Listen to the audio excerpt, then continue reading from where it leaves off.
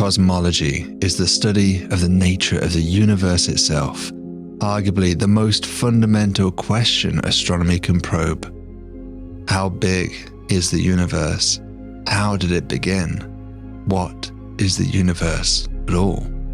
It's a field that can humble the most narcissistic of kings, one that inspires personal transformations from nihilism to humanism, and one that in recent years has been claimed to be facing a crisis so severe it threatens to undermine our very physical models of the cosmos. I am, of course, speaking of the Hubble tension, the so-called crisis in cosmology. Like any active area of research, this is one where the needle is rapidly moving as new analyses and data are pouring in on an almost daily basis. Yet despite all that, we do have enough information in hand now to say that something appears to be very wrong. So today, let's break down what is this crisis and what might it really mean. No sensationalism, just the facts. The story really begins in the late 1920s when observations of distant galaxies revealed that the further away a galaxy is, the faster it appears to be moving away from us. Both Edwin Hubble and Georges Lemaitre independently realized that the universe must be expanding in order to explain this. Like stretching a piece of rubber with marked points, every point thinks that every other point is moving away from it during the expansion, and indeed the points furthest away seem to move faster. In the early 20th century, the rate of expansion was difficult to reliably infer, but over the years, astronomers have improved their ability to measure this expansion rate, which has become known as the Hubble constant. The Hubble tension refers to a disagreement about this value. In particular, this number has been measured with two independent methods, which seem to give answers which are sufficiently different that they are difficult to reconcile. Either one of these methods is wrong, or there was something wrong with our understanding of the cosmos itself. The first way we can measure the Hubble constant is from the cosmic microwave background, or CMB for short. This is the earliest light we can detect in the universe, emitted at a time when the cosmos was less than 400,000 years old, so that's 13.8 billion years ago. At first glance, the CMB appears remarkably uniform, with the universe appearing to have an average temperature of about 3 Kelvin in all directions. But subtracting off that average, the patterns and inhomogeneities that are revealed encode information about the shape, composition, and structure of the universe. Remarkably, just about everything within the CMB can be described by a physical model using just 6 free parameters, describing the mixture of matter, and dark energy, as well as the shape of the universe and its expansion rate. The agreement of this model to the data is frankly remarkable, with the recent Planck mission revealing almost perfect agreement to the model across the board. By running this cosmological model forward in time, one can predict what the current rate of expansion should be. Over time, we've got better at making that measurement, with early results from the WMAP satellite giving a result of about 72 plus or minus 5, but now more precisely pinned down to 67.4 plus or minus 0.5 using the Planck mission. I'll ignore the units here because it's really not that important for the current discussion and largely just distracts from the main points. The real thing to take away here is that all of these measures are within error of each other and look consistent with just improving our precision over time. So if this cosmological model is correct, which remember it does a remarkably good job of explaining the CMB data, then we really should expect that the modern universe around us is expanding at its predicted rate. But of course, we don't just want to trust the math. Astronomers actually want to double check that number. So we've been going out, taking the local universe around us and measuring its expansion rate to make sure that everything agrees. These methods largely build upon what Edwin Hubble was doing almost a century ago, measuring the distances and velocities of distant objects and putting them on a graph to get the expansion rate. The devil is in the details though, for measuring the distance to objects is particularly nuanced and challenging when dealing with objects that are millions of light years away. If I want to measure the distance to a nearby object, the way our brains do it is with parallax. Hold your finger out at arm's length in front of some distant background, like say a city skyline, and if you close one eye and then the other, your finger will seem to move from side to side relative to that background. That's because your eyes are in physically different locations, and so the angle subtended from each eye to your finger is different. The closer your finger is held to your eyes, the bigger the shift. However, as we move our finger away, the shift becomes less. So in this way, the parallax shift gives us the distance to an object, and we do the same thing in astronomy, except the spacing between our eyes is replaced with the orbit of the Earth from summer to winter. The Earth physically shifts by 300 million kilometers over 6 months. The Gaia spacecraft is a master of measuring parallax, and it has now done so for millions of stars.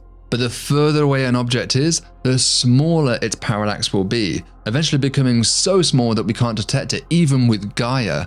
To get around this, astronomers need a new distance measure, a distance proxy, and so that's where a special type of star enters the story, one called a Cepheid variable.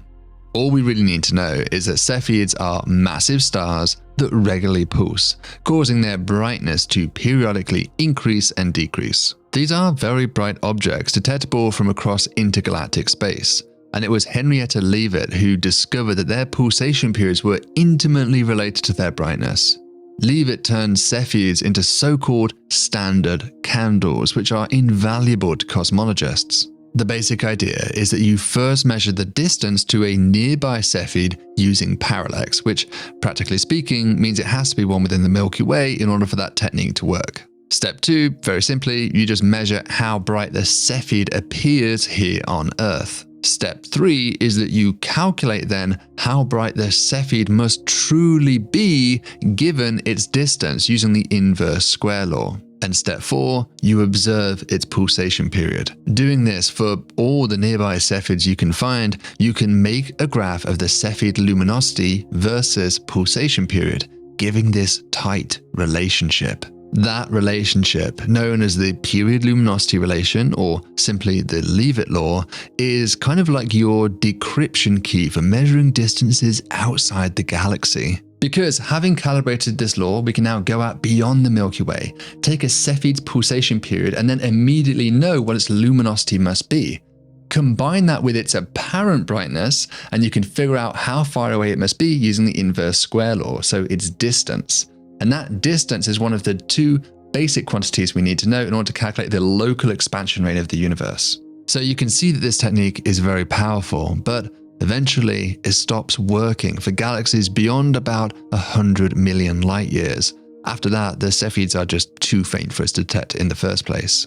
Now that might sound like a huge number, but remember the universe is about 90 billion light years across, so we'd really like to go much further. A key thing to keep in mind is that this technique is wholly predicated upon correctly calibrating the Leavitt law within the Milky Way galaxy. In this way, you can think of it as being like the second rung in a ladder, which depends upon that first rung, which remember is correctly calibrating that law. In fact, we could even go to a third rung, which depends upon the second rung, and in this case, that third rung is Type 1a supernovae.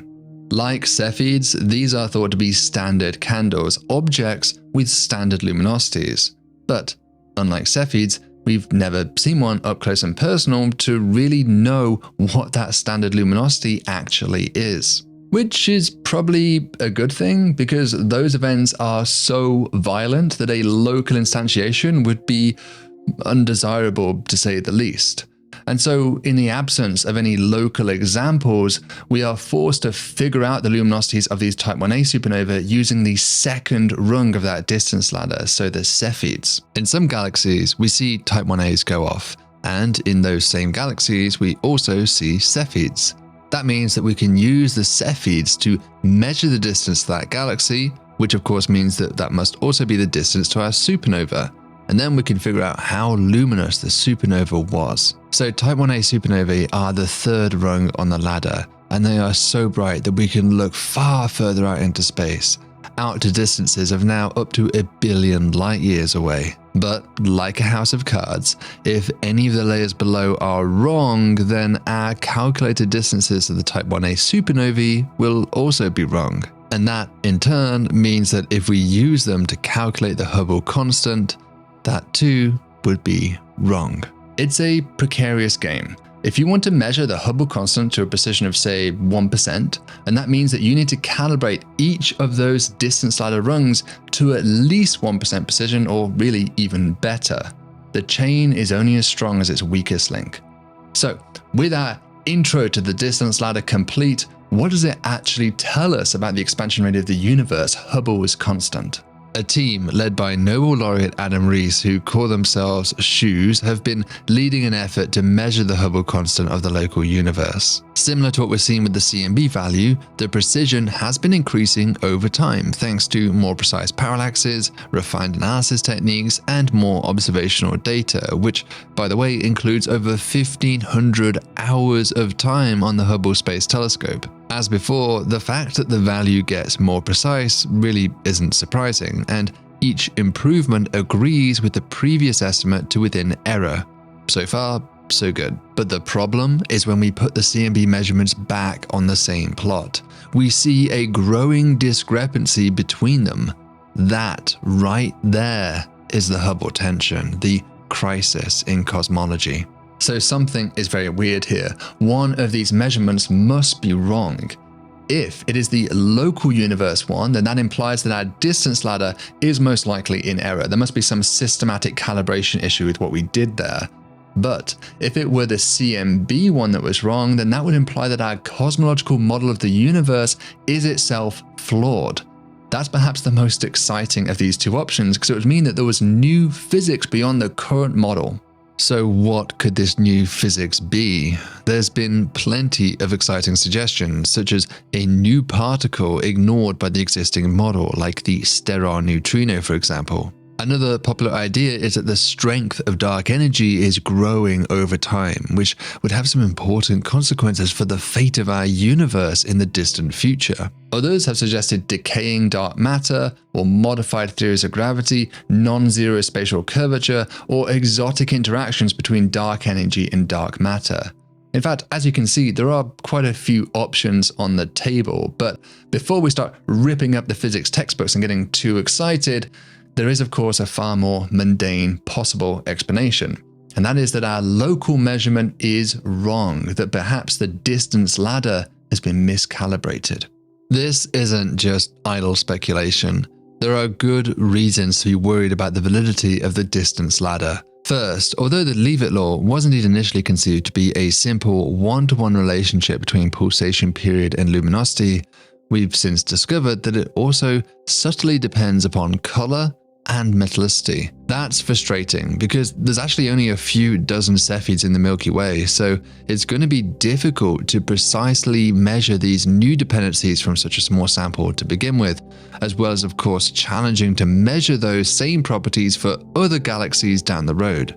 Metallicity is a particularly challenging topic because for Cepheids, you can't even often measure their metallicity directly. Instead, we rely on the surrounding environment's oxygen abundance as a proxy.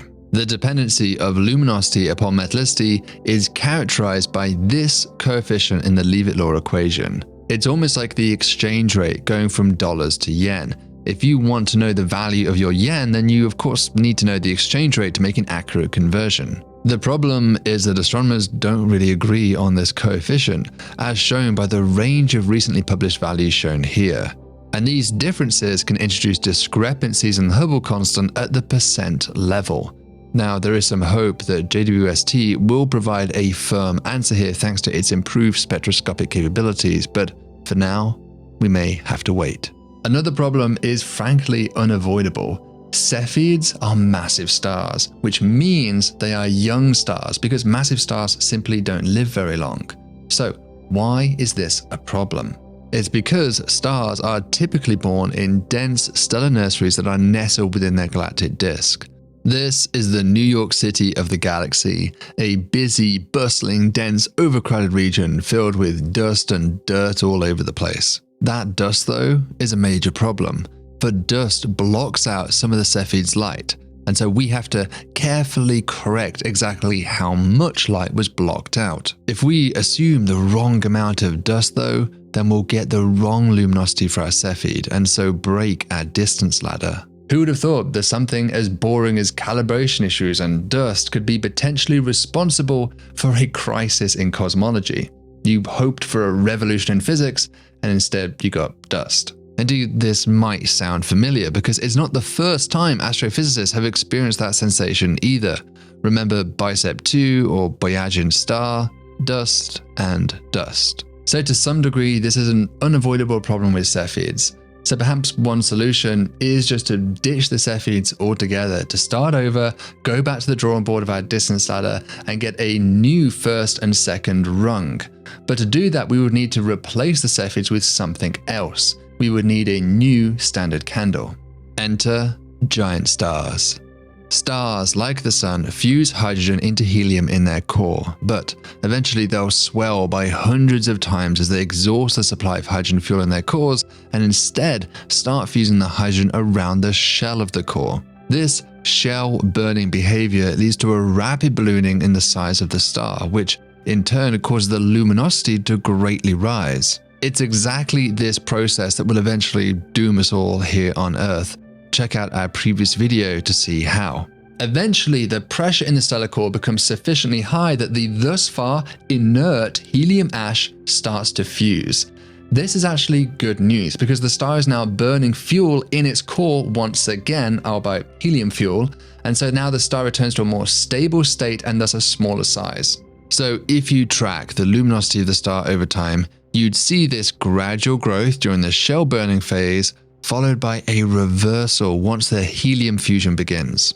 That reversal point, the peak luminosity, is called the tip of the red giant branch, and it's largely independent of the star's metallicity, unlike for Cepheids. In essence, this reversal point is a standard candle. It's a weird one though, because it doesn't really work for any single object, since it's unlikely you'd happen to catch a star at exactly this moment in its life cycle. But if you look at the brightness values of a large number of giants, then you'd see a clear maximum possible value that corresponds to the tip of the red giants, and that peak is our standard candle. This method is in many ways cleaner than that of the Cepheids, since unlike the leave-it law, there's hardly any dependency on metallicity here, which remember is very difficult to measure at cosmic distances.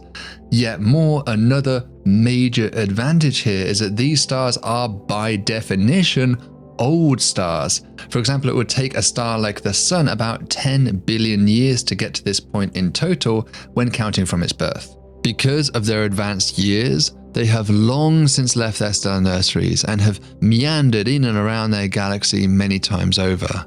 In fact, a large number of them no longer even reside within their galactic disks, but instead have migrated out to what we call the galactic halo, kind of like the quiet backcountry of the galaxy where the spacing between stars is far greater. This is incredibly useful because out here there's hardly anything to get in the way of our observations. There's no dust, there's no contaminating stars. If observing extragalactic Cepheids is like trying to do astronomy in New York City, swamped by the haze and city lights, observing extragalactic giant stars is like being out in the Atacama Desert. Clear, inky black skies peppered with crisp oases of light. Famed astronomer Wendy Friedman has been advancing this method for years, which is not surprising given that it was she who first used the Hubble Space Telescope to measure the Hubble constant 2 decades ago using Cepheids. Suffice to say, Friedman has been thinking about this problem very deeply for as long as anyone. So her team recently used this completely independent standard candle method, the giant stars, as a way of recalibrating the entire distance ladder in an effort to finally resolve the Hubble tension. On the one hand, we have the 67.4 plus or minus 0.5 value derived from the CMB using Planck, and on the other hand, we have the supernova plus Cepheid-based measurement coming in at 73.0 plus or minus 1.0 coming from SHOES. So the real question is, where does this new independent measurement land? Does this third method reveal who's right and who's wrong? Here's their answer, right in the middle of the two. 69.8 plus or minus 1.7. Remarkably, it's actually consistent with both. Whilst the CMB and the Cepheid measurements are 5 error bars apart, or 5 sigma, the tip of the red giant branch method is effectively okay with both of them. It's 1.3 sigma away from the CMB method, which is completely fine, and 2.9 sigma away from the Cepheid measurement. That's a little high, but we could perhaps just explain that by adding in a little bit more systematic error into the Cepheid measurements. In our upcoming Cool Worlds podcast show, which you can look out for in the new year, I asked Wendy what her reaction was when she saw that her measurement landed right in the middle. And I guess we were hoping that your number would land on one side or the other, and we'd be like, okay, so now we know where the problem is. When you realized your answer was right in the middle, were you frustrated by that? How did you feel? Well, the immediate reaction was sort of like shock. Really? Did it really land in the middle? It was sort of odd, and we didn't attach this absolute 0 point until the end, so we didn't know where this was going to land. So until we were, ready to apply it, and that was it. It was like one morning, here's the answer, and it was slightly a shock. An interesting way of thinking about the Hubble crisis is to imagine an alternate reality where we invented and deployed the tip of the red giant branch method before the Cepheid method ever came along. So in this alternate reality, we'd have 2 measurements for the Hubble constant, one from the CMB and one from the local universe, and both of them would seem to be in almost perfect agreement with one another. There would be no tension, and instead we'd just be celebrating the remarkable fact that these 2 radically different methods gave remarkable agreement about the expansion rate of the universe. So if then Cepheids came along later, we would likely just dismiss it as a troubled method, especially given the fact that they are usually embedded within bustling galactic disks. So does this mean that there's no crisis in cosmology then? Well, before we totally give up on that idea, I think we still want to improve our precisions just a little bit more. On the horizon, there are 2 big data releases from the Gaia spacecraft that promise to improve our parallaxes even further, and thus will let us go back and recalibrate that distance ladder just a little bit better. Yet more, JWST is already observing nearby galaxies in an effort to measure their distances using both the Cepheid technique and with giant stars, as well as other methods too, to hopefully finally figure out whether they agree with each other or not. So rather than jumping the gun too much, let's just see what Friedman's team find from that sample. A crisis in cosmology makes for a great headline, so much so that it's proliferated across many science news outlets over the last couple of years. It's probably why you clicked this video. And indeed, this video would surely get a lot more views if I told you that physics is broken, or that the Big Bang model is wrong, or some other extreme conclusion, or showed you thumbnails of JWST randomly firing death rays out of it or something. Yes, that really exists. But the truth is often more nuanced, complicated, and often less exciting than that tagline betrays. After all, the answer here may simply be dust. But a headline like dust may be a source of systematic error in Cepheid distance measurements just isn't as catchy as a crisis in cosmology. I can't give you the answers that you might want to hear. That's not how science works. To quote Feynman, nature is there and she's going to come out the way she is. Our predispositions don't count. All I can ever promise you on this channel is a sober analysis, but looking ahead, there will be answers here. From Gaia, from JWST, we will resolve the Hubble tension. So until then, stay thoughtful and stay curious.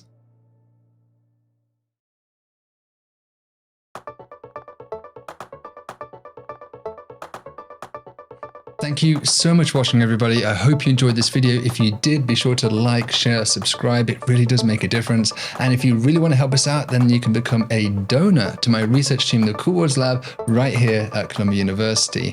I want to give a moment just to give a special thank you to all of our donors over the last year in 2022.